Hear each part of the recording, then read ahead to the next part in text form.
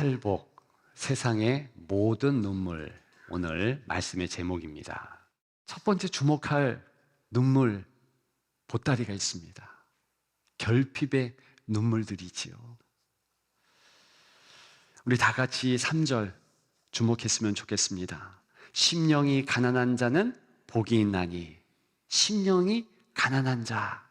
주님이 누구를 향하여 먼저 첫 복을 선포하셨는가? 1절과 2절 보게 되면 무리들입니다. 그리고 제자들입니다. 무리들은 예수님을 아는 이도 있지만 모르는 이들이 태반이었을 것입니다. 예수님이 그들을 보시고 옛 전통에 따라서 랍비 전례에 따라서 가르칠 것이 있으니 앉으셨습니다. 제자들이 무슨 할 말씀이 있으신가 보다 나와왔지요. 제자들과 무리들의 공통점이 있다면 눈물일 것입니다. 모든 시대에 모든 사람들은 애환이 있는 겁니다. 힘든 거예요. 주님이 그런 그들을 보면서 심령이 가난한 자라고 말하고 있습니다. 바로 그때가 은혜 받을 때고, 바로 그러한 때가 내가 복을 선포하며 나에게 올 때다라고 오늘 본문은 말해주고 있는 것입니다. 수고하고 무거운 짐진 자들아 다 내게로 오라. 내가 너희를 쉬게 하리라. 그러면서 시편 34편에는요, 여호와는 마음이 상한 자를 가까이 하시고, 오늘 본문과 연결하면 심령이 무너진 자, 어떤 분의 표현에 의하면, 또 헬란말의 원뜻에 의하면 파산당한 자, 도저히 어떻게 할 수 없는 처지의 그런 상황. 시편 51편도 하나님께서 구하시는 제사는 상한 심령이다. 바로 상한 심령, 상한 자, 그런 자를 향해서 주 예수 그리스도께서 목소리를 크게 높인다는 것입니다. 내가 너의 마음을 안다. 내게 왔으니 내가 너를 복되게 하겠다. 다른 말로는 행복해 하겠다. 기억하는 여러분들 되시기를 축복합니다. 4절에 보면 애통하는 자 복이 있다 그랬습니다. 이제는요, 그래도 3절에는 눈물을 참을 수 있죠. 이제 정도가 참을 수 없는 정도가 됩니다. 누가 보든 말든, 누가 듣던 말든, 이제는 눈물이 주룩주룩 흐르는 거예요. 그런 경험이 있지 않습니까? 저도 그런 경험이 있는데 여러분들도 있겠지요. 너무 힘들어서 하염없이 울 수밖에 없고, 그래서 처음에는 부끄럽지만 이제는 너무 눈물이 나와서 부끄럽지도 않을 그런 때, 오늘 본문 애통하는 사람의 모습입니다. 그런데 놀라운 것은 그들이 위로를 받을 것이다. 이때 위로는 하늘의 위로, 예수 그리스도의 위로라는 것입니다. 저는 이 두 상황을 보면서 윤동주가 생각났습니다. 윤동주 시인이 팔복이라는 시를 썼거든요. 너무 흥미롭습니다. 또 처연합니다. 슬퍼하는 자는 복이 있나니, 슬퍼하는 자는 복이 있나니, 슬퍼하는 자는 복이 있나니, 이렇게 8번 반복해요. 그게 다 팔복이라는 뜻이죠. 결론, 가장 끝년, 영원히 슬플 것이요. 처음에 그 시를 보고 충격이었습니다. 이게 뭐야? 슬퍼 했는데 영원히 슬퍼한대. 여러분, 그 슬픔 아십니까? 그 정도의 슬픔에 잠기면은요, 헤어날 수가 없습니다. 묵직한 슬픔, 눌리는 슬픔, 그 정도 슬픔이 오늘 이 심령이 가난한 자의 눈물의 슬픔이요, 애통하는 자의 슬픔이라는 것입니다. 그걸 누가 해결할 수 있으며 어떤 이 땅의 생활이 해결할 수 있겠습니까? 아무 해결이 안 된다. 그런데 오늘 본문은 누가 해결할 수 있는가? 주 예수 그리스도. 예수 그리스도인 줄 믿습니다. 놀라운 것은요, 천국이 그들의 것이며 그랬습니다. 천국이 그들 것이 될 것이다, 미래형이 아니에요. 이것은요, 현재형입니다. 지금 그렇게 슬프고 애통하는 자가 주 예수 그리스도께 나와서 그 슬픔과 애통을 내려놓자마자 하나님의 다스림이 있고 만져주심이 있고 주 예수 그리스도의 은혜가 있게 된다, 그런 뜻입니다. 저는 아무쪼록 자기 한계, 결핍, 무능력, 이런 것을 느낄 때, 윤동주처럼 울 수밖에 없는 슬픔의 때에 주 예수 그리스도에게 나오시기를, 여러분들 그런 모습 보여주시기를 주님의 이름으로 축복합니다. 그럼 승리할 줄 믿습니다. 우리 두 번째 생각해 보십시다. 관계의 눈물입니다. 세상 살면서 흘릴 수밖에 없는 이런 관계의 눈물. 3, 4절 우리가 보았는데 5절, 6절, 7절 세 경우가 관계의 눈물의 상황입니다. 온유한 자는 복이 있나니, 의에 줄이고 목마른 자는 복이 있나니, 긍휼히 여기는 자는 복이 있나니, 온유한 자는 복이 있다. 이게 눈물의 상황이라니까요. 온유, 우리는 성품으로 알고 있습니다. 근데 성경에서 말하는 온유는요, 사실 성품의 단어가 아니라 훈련의 단어입니다. 트레이닝, 훈련 용어라는 것입니다. 야생마가 있습니다. 트레이너가, 훈련을 시키는 자가 이제 훈련 의탁한 주인에게 넘겨주기 위해서 훈련을 하게 하지요. 길들여집니다. 나중에 주인에게 복종할 수 있고 신호 주면 힘을 내서 달릴 수 있습니다. 여전히 힘이 있지만 어느 때는 안 달리는 겁니다. 어느 때는 가만히 있는 겁니다.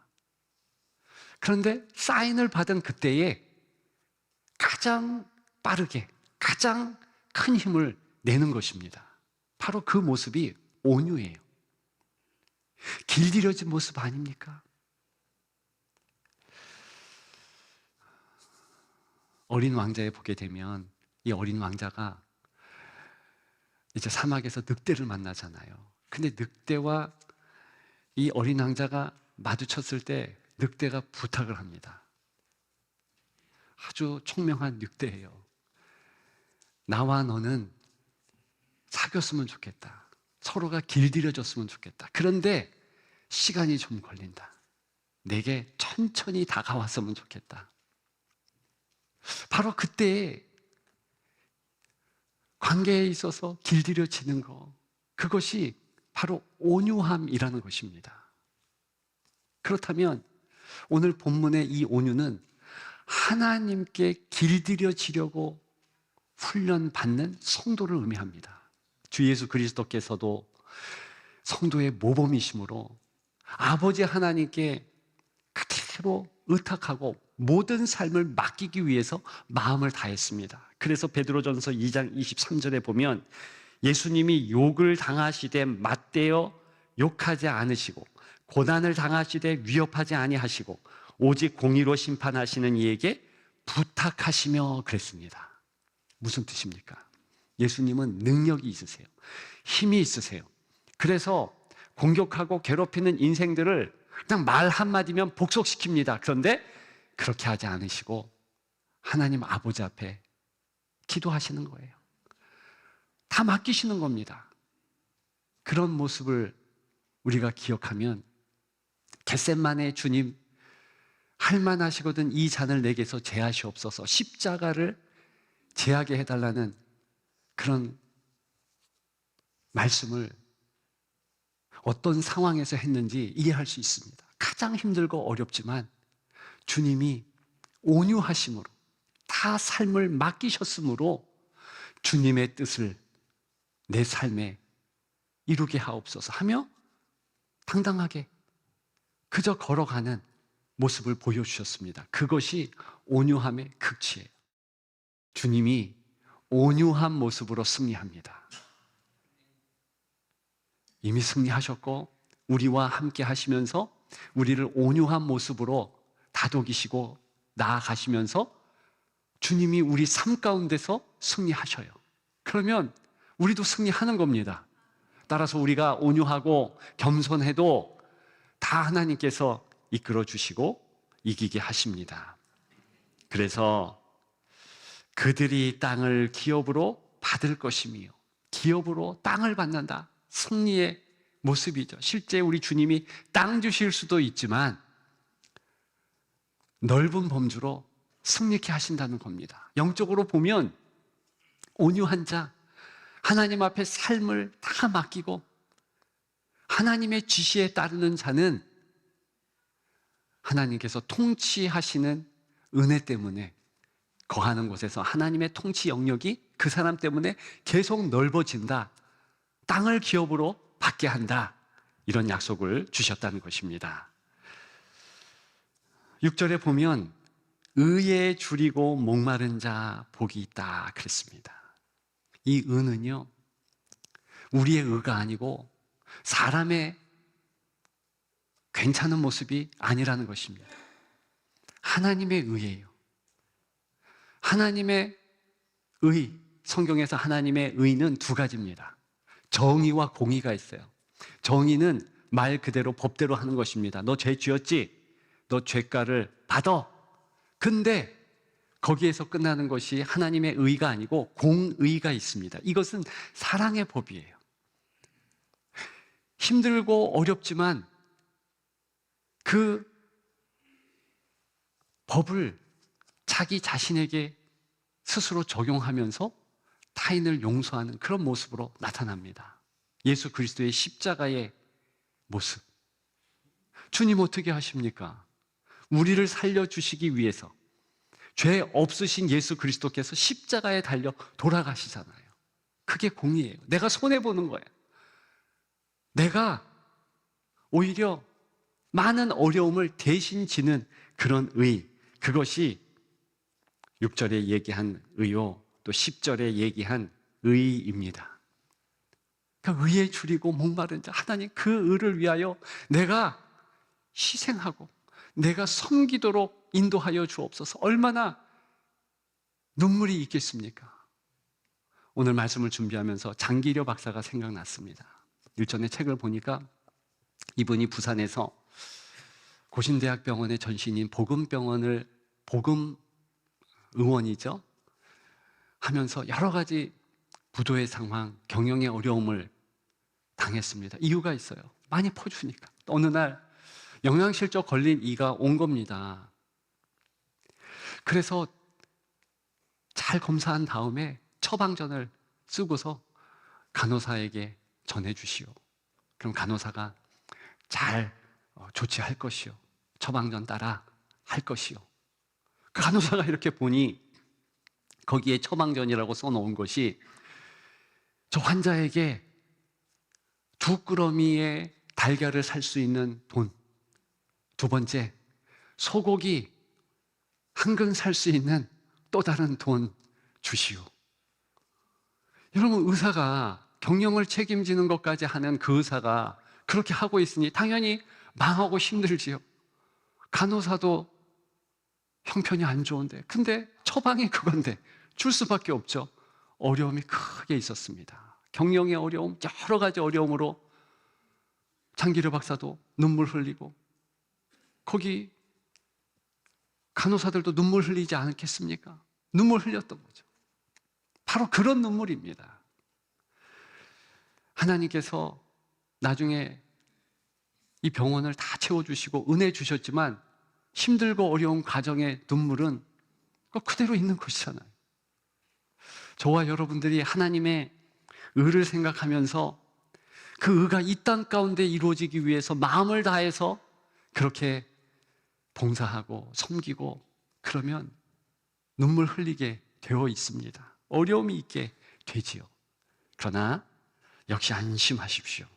주님이 그들이 배부를 것이며 그랬습니다. 이것은요, 하나님께서 주시는 만족이에요. 실제로 육신의 배도 든든히 하게 하실 수 있지만 정말 내적인 그런 든든함, 하나님 함께 하시고 하나님이 역사하신다, 그런 은혜를 주실 줄 믿습니다. 7절에 보면 긍휼히 여기는 자는 복이 있다, 그들이 긍휼히 여김을 받을 것이며 그랬습니다. 지금까지 신앙생활 하면서 제가 결론 얻은 것은 하나님 앞에 이렇게만 인정받으면 된다, 여김 받으면 된다. 그게 뭔지 아십니까? 불쌍히 여김 받는 거예요. 아유, 불쌍한 거. 그러면 끝납니다. 복음서 보십시오. 예수님 앞에 나왔던 수많은 사람 중에서 주님이 불쌍히 여겼다 하면 모든 문제가 해결됩니다. 안준뱅이, 눈먼 자, 많은 어려움이 있는 자, 심지어는요 죽은 자까지도, 나인성 과부 나사로, 나인성 과부의 아들 나사로라는 성도 다 불쌍히 여김 받아서 일어난 거 아닙니까? 바로 그런 거예요. 주님께서 너무 높으시고 인생은 너무 낮아서 밀란 쿤테라가 얘기한 것처럼 인생은요, 너나 할 것 없이 존재의 가벼움, 그것 가지고 살아가는 겁니다. 너무 크신 하나님, 그 하나님께서 불쌍히 여기시면 되는 거죠. 그런데 오늘 본문에 보게 되면 긍휼히 여기는 자, 불쌍히 여기는 자 복이 있나니, 불쌍히 여기면은요 눈물 흘리게 되어 있습니다. 이것은 나 때문에 흘리는 것이 아니라 불쌍한 사람들을 보면서, 이 땅에 불쌍한 이들이 얼마나 많습니까? 우리 교회가 구제하는 일, 사실 선교도 영적 구제지요. 불쌍한 이들에게 주의 복음을 증거하면서 눈물 흘리지 않더라, 눈물 흘리지 않을 수 없더라. 귀한 눈물입니다. 주께서 우리를 그렇게 불쌍히 여기는 모습을 보면서 우리를 불쌍히 여기신다, 기억하시는 여러분들 되시기를 축복합니다. 이것이 관계에서 오는 눈물이에요. 다 하나님께서 채우십니다. 그런 여러분들의 삶이 더욱 되시기를 축복합니다. 이제 마지막으로 사명 때문에 눈물 흘리는 이 내용을 좀 살피겠습니다. 8절과 9절과 10절입니다. 마음이 청결한 자, 화평하게 하는 자, 의를 위하여 박해를 받는 자. 여러분, 이게 엄청난 눈물의 상황이라는 것입니다. 마음, 이때 마음은 동기를 얘기하는 거예요. 동기가 순수해. 자기 자신을 위한 것이 아니고요, 진짜 하나님을 위해서 마음을 다하는 것입니다. 동기가 순수해도요, 오해할 사람은 다 오해합니다. 마음을 다해서 하나님 섬겼는데, 근데 원망과 불평과 어려움이 있더라는 것이지요. 구약의 모세를 보십시다. 민수기 11장 15절에 보면 주 예수 그리스도 정말 사랑의 마음, 그 마음을 그대로 모세가 구현했지 않습니까? 하나님을 위하여서 그렇게 나아갔어요. 그랬는데 백성들이 어떻게 했습니까? 모세를 오해하는 겁니다.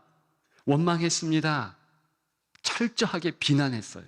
그랬더니 너무 고통스러웠다. 어떤 기도까지 했느냐? 하나님, 내게 은혜를 베푸사 즉시 나를 죽여주옵소서.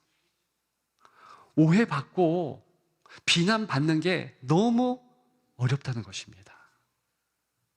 진짜 신앙생활 하면서 그런 생각으로 하지 않았는데 남이 오해할 때 힘들지 않습니까? 어렵습니다.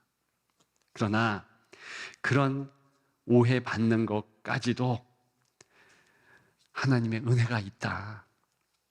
행복할 수 있는 것은, 그것은 너의 오해받고 힘들고 어려운 것을 내가 안다, 주님이 말씀해 주시고 놀라운 하나님의 은혜를 끼쳐주신다는 것입니다. 그들이 하나님을 볼 것이며. 하나님을 본대요.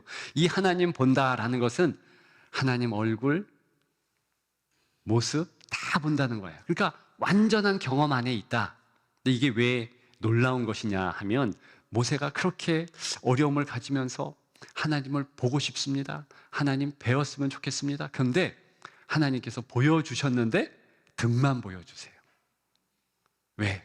너무나 높으신 하나님. 죄인 중에 죄인 인간이 보면 좋지 않잖아요. 근데 하나님이 보여주세요.